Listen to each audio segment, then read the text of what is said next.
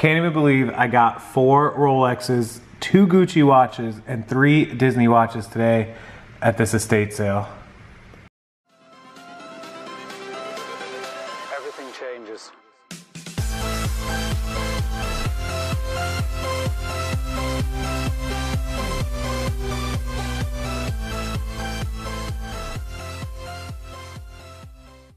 All right, it is 6 o'clock a.m. exactly, and if you want to get the best stuff, you got to get up before it's even sunshine out in the Sunshine State here in Florida. We have a super big surprise in this video.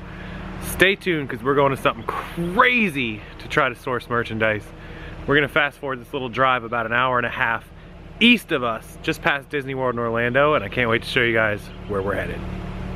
All right, we made it to this way far out Orlando place, and I'm gonna show you guys the line of people, if they're still in line. They might start letting them in any second now at this estate sale that we're at, which I teased you guys. I didn't tell you where we're going, but we're going to a doctor's estate sale. Really big, good size house, Rolexes, trains, all kinds of stuff. Tons of people here, probably about 50, 60 people here, and more showing up as I'm looking right now. And you know, that's all we're selling. And what's in these rooms? You'll have to, it probably is inside the house. That's why we made it very explicit for almost 2 weeks. Well, anything back in here, right, Mike? The cars and trucks and... Lots of train sets here. All the pictures. Yeah, even train pictures. Let me get past you.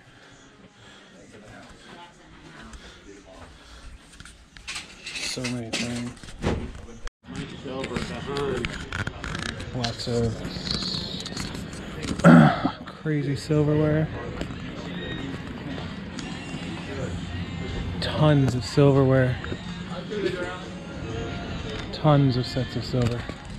Are you guys crazy? Look at all these silverware. Good Lord. The man loved his silver. Oneida, every brand imaginable. There's so much silver here, it's absolutely unreal. Look guys, Rolex ×4.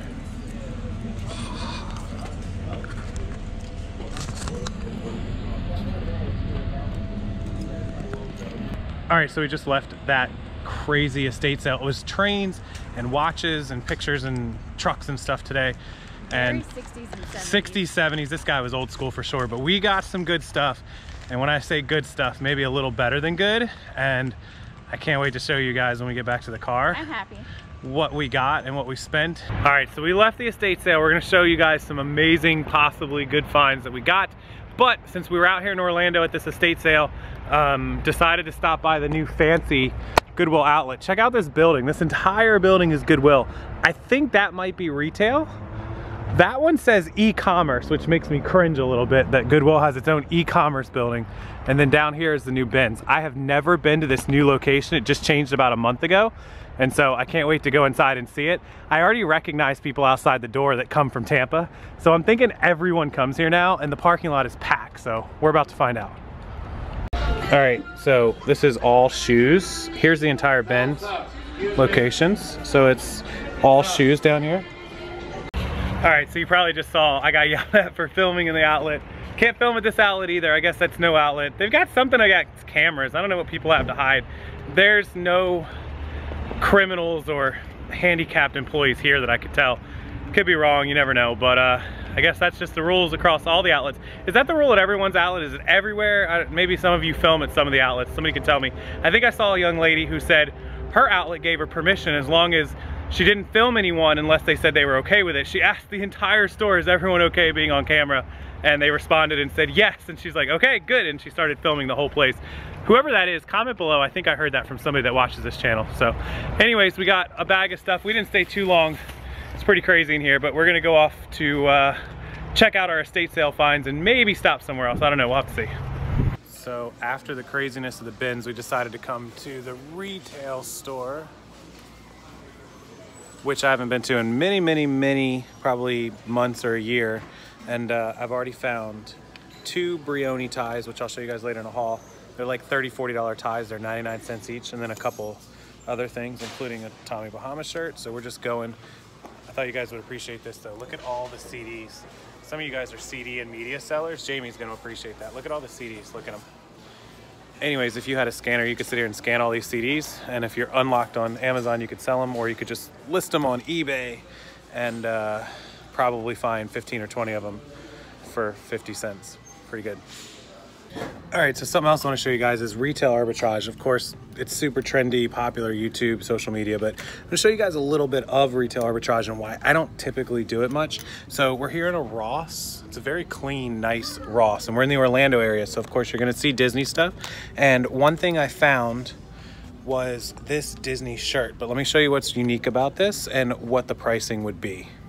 Okay, so this Disney shirt is actually a collaboration with Neff. If you know anything about Neff, this is kind of an alternative skater, outdoor, snowboarder type brand. And so this shirt has been reduced down to $7.50, only down from $10.99. I don't know what the original was, probably 15 or 20, but they're $7.50, so that's cool, right? So they have 4 of them, all 4 are mediums. They have 4 of them. And I looked these up, and all in with shipping and everything, these average about 20 bucks. So after the fees and paying for the label, you're gonna be left with about $14 to $15. That's double what you're paying. After tax, a little less than double, unless you get tax-free, which I don't know if Ross does. So long story short, when you spend $7.50, expect to make $7.50 in profit. Usually that's how it works. Whatever you spend, your profit is, you're gonna about double. Now that's one of the pluses and the minuses of retail arbitrage. You have to spend a whole lot more to make what you can make buying a thrifted shirt for $1 or $2 and making $7, $8, $9. But brand new typically sells faster, so that's a plus. And you can usually get 4 or 5 multiple quantities and makes it easier to list. So those are all pluses. They can also be bad things if it ends up not selling and then you bought 5 or 6 of something that you can't move. So that's the ups and downs of retail arbitrage. But for me, it's all about the money. And I can make the same $7, $10 buying a $1 item or $2 item as I can buying a $7 or $8 item. Now, of course, there's other retail arbitrage where you can make more money. But generally, if you're buying a $20 item, you're gonna make $20. Now that's better, making $20 profit, only having to list 1 item, brand new, sells faster, and that's why people like it. Just expect to spend more and expect your profit margin percentage to be way lower.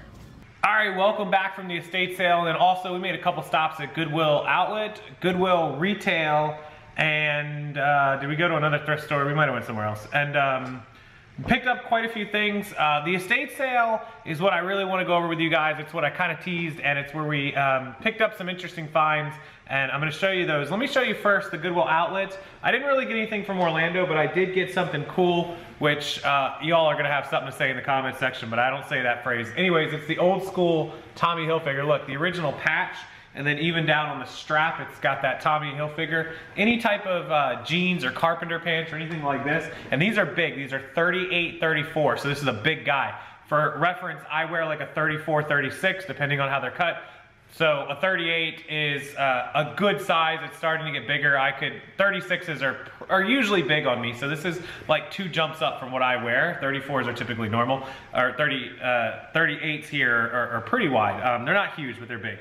A 34 length, I wear like a 32 length, and I'm a little over 6 foot. So somebody wearing a 34 length is probably a guy that's about, I would say 6'2 or 6'3. So this is a pretty good sized guy. These jeans were priced in the store for $7. I bought them at the bins. Now they are heavy because they're big jeans, so we paid like $2.50 for these. However, they are regularly selling for $30, $40. It's possible I could get a little more for them, but I'm expecting 35 or 40. So a good little flip, and they do well. I just have to wait for somebody who needs this size. So pretty good. The other one at the Goodwill Retail, which was 99 cents for neckties. I got a cool Tommy Hilfiger tie, which was kind of cool. You know, $8, $10 tie. Same with this tropical palm tree tie. It isn't any kind of brand that you know. It's just a cool little tropical palm tree tie. Again, like $8, $10. The 2 scores though, and I've sold these for 30 and 40 bucks each, are Brioni. Add these to your Bolo list. If you don't know, I'll put together a tie Bolo list, but Brioni, B-R-I-O-N-I. I'm gonna try to zoom up and then zoom out on it for you. Their name is usually pretty small. You might be able to see that. Brioni right there. Sometimes they have the little gold placard on it that will also say Brioni. Sometimes they don't. There it is. These ties are easy 30 bucks. You should never really sell these for less than 30. This blue striped one is kind of plain, and it's not, it's got a little bit of folds in it. So this is like a standard $30 tie, but this purple one is a rare color. Purple's better, and it is in better shape, and it just looks better. It's heavier. This is probably 40 to 50 bucks. So paid 99 cents, $2. These should fetch about 70 to 80 together. So I should do pretty well in these two ties. And Brioni ties sell quick. My mom found one in a lot we had months and months and months ago. We put it up for 40 bucks and it sold right away, and she listed it in like 2 minutes. And so we sold it, I think the same night or the next night, and it was $40. It sold full price. Nobody even made an offer on it. So those are the finds I got just from the stores. I wasn't really out looking for too much there. Okay, so let's fast forward to the estate sale, which you just saw a couple clips out of. Not easy to film there. It's not easy to film anywhere. People don't like cameras. I was trying to use the GoPro. What I should have done was, I should have, and I did, is I took this off of the, I'm filming on my G7X right now, but I took this off the tripod, put this in my pocket, and then I could kind of discreetly, you know, click the button and just hold the GoPro, which is what you probably saw at the beginning of this video. Okay, I'll show you what Sid got. So the watches were $12. This was a doctor, and he lived in Orlando, a little past Orlando. If you're familiar with Orlando, east of Disney World and SeaWorld by about 10 or 15 minutes. He had hundreds of watches. He also had hundreds of Lionel trains and other trains, and he had dozens and dozens of pieces of silver, like sets of silverware. It was crazy. He had all this stuff. In fact, one of them was like genuine sterling with this 2-box thing. They had $1,700 on it. He had some expensive stuff. Tomorrow and Saturday, they're selling the rest of the house. I don't think we're going back, but she got this Aladdin watch with Genie on it, which is pretty cool. All the watches were 12 bucks. If you bought more than 5, you got them for 10. So we did buy more than 5. So she got 3 Disney watches. This one is 70 Years of Mickey from Timeworks, which I remember the Timeworks store. You guys remember this. So she paid $30 for these 3 watches. The third one is Jiminy Cricket, again from Timeworks. I'll kind of try to zoom up. She might create a video a little bit later for you or tomorrow and put one up on her channel too. If she does, I'll link it. You'll have to come back if it's not up by the time I post this. But anyway, so she paid $30 for these 3 watches. Pretty cool. This watch here is worth 40, maybe 50. She definitely got her money worth of it. I think she's keeping some of these or all of them, so I don't know if she'll sell them. She's worth 30 bucks to keep, but 30 bucks, if you were gonna resell them, you'd be profitable after this one. You could sell these 2. You'd probably make about $40 or $50 in profit, double, triple your money. Not too bad on those. So that was a good deal for those. Now the 5 that I bought, because we spent $80, we bought 8 total. We bought these 3, I bought 4 individuals, and then I bought a little baggie. So the little baggie, and I'm not sure if these are real or not. I'm gonna tell you what I think afterwards. Had 2 little Gucci watches in it, okay? So this one is like a leather Gucci. I'm gonna zoom back on it, okay? Now, it doesn't look like it's high dollar or expensive. If this watch is real, it's probably not worth more than 50 or 100 bucks, which is fine with me. I'm gonna have to do some research on it. Maybe somebody that knows a little bit about Gucci watches can tell me. It did come from a doctor, so the reasonable expectation is that it might be real. And that's what we went into thinking. We had no idea what the prices were of any of these watches. Now my problem with this Gucci watch, it's very old. This is definitely 80s-ish. This doctor was an older doctor. Most of his stuff was 70s and 80s. It's not in great shape. You can see the band is not really great. There's the Gucci front of it. Now, it is Gucci, but the back of it looks like it's wearing off. I don't want to say it's turning green. It doesn't look green like you would think, like the fake bronzing, brassing. It just looks really dirty and worn. I'm gonna do my best to show you guys.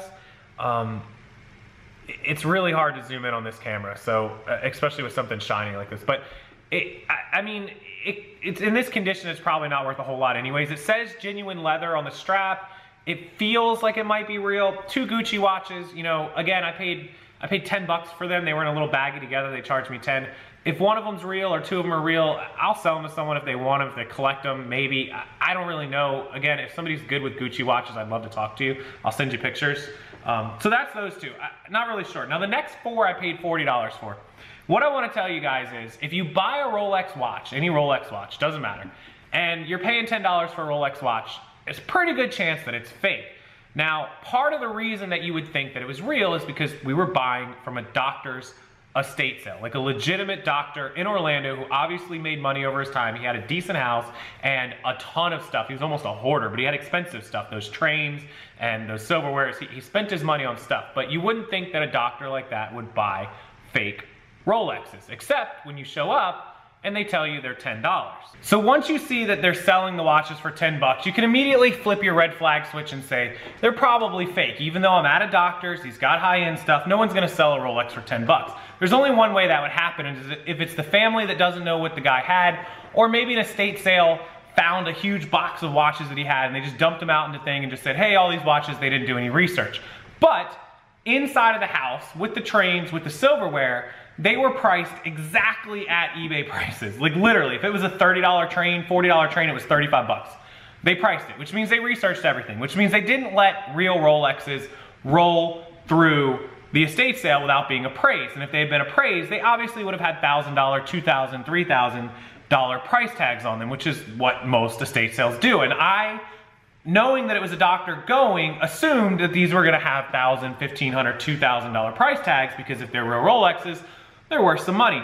These aren't the $5,000 or $10,000 Rolexes like a Submariner or a Presidential. These are old date just ones that would probably be worth on the used market in okay condition. $1,000, $2,000, I mean, really I couldn't see $3,000 for a Rolex. Some people collect them maybe, but anyways, I expected to see something of that similarity.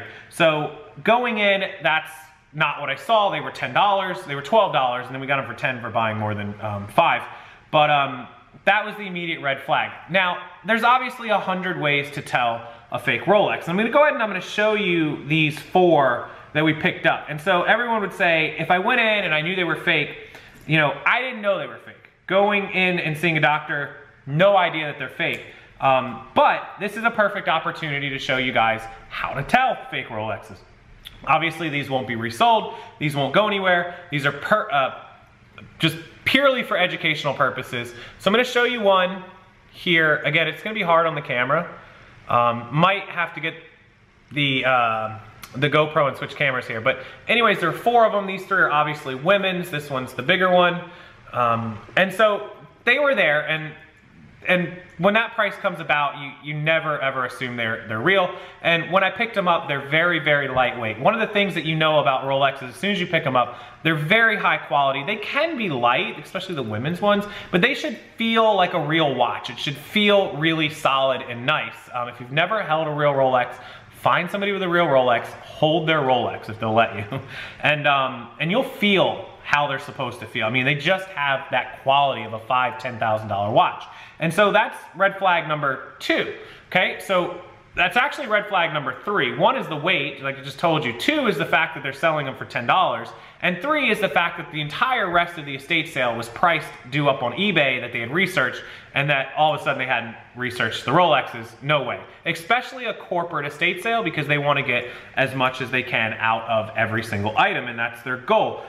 You know, and this goes to show you, even though we were dealing with a doctor, or maybe it was a lawyer or a judge, they wear fake stuff. It's crazy. And so I want to show you guys the rest of these Rolex parts and pieces here and give you a good idea of just in general things that you can look for that should tip you off that they're fake right away. Okay, so I switched over to the GoPro because I think it's going to give us better quality to take better looks at these. So other than the weight, one thing that Rolex does is they magnify this date right above my thumb here. And these are magnified, but typically they're supposed to be really clear and really easy to see and really highly magnified. These are not overly clear and overly magnified. This is a harder one to see, but that, you know, this is one that you can look for in the tip in this bubble of this date here. The other thing that was so obvious, and I'm gonna show you guys on this one because it's probably the easiest to see. Maybe on this one of these 2 gold ones here, it's really, really easy to see. Do you guys see on the band, is it viewable? I don't know if this is viewable on the GoPro. I'm gonna try to look back at the footage and show you. Maybe you'll be able to see it, maybe you won't, but I'm gonna zoom in and back up. You guys see all the speckling on the band? Do you see kind of like, here's a good example on the side. Do you see where it's like all wearing off? Almost like it's chipped off almost. Can you see that? See those imperfections there?